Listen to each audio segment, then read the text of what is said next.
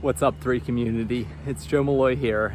Just to give you a quick breakdown of the 2 ways most athletes will keep track of their running.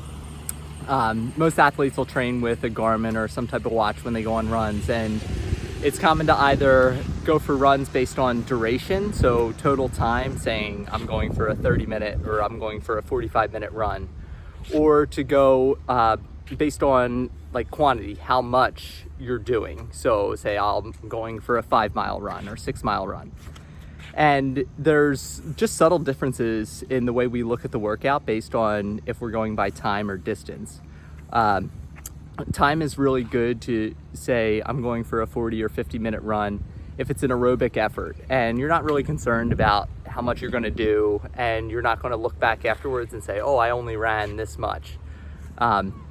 It's also good for workouts where there's a lot of hills or there's a lot of wind, because you're going to be slower than normal in those conditions, but that doesn't mean you worked any less hard. Distance is really good if you're doing some type of timed effort where it's more similar to a race. You're saying I'm going to go for a 5-mile tempo run. You know the effort, you know the challenge in front of you, you can just tackle it. It's also good to motivate yourself sometimes if you want to do a 40-mile training week for running.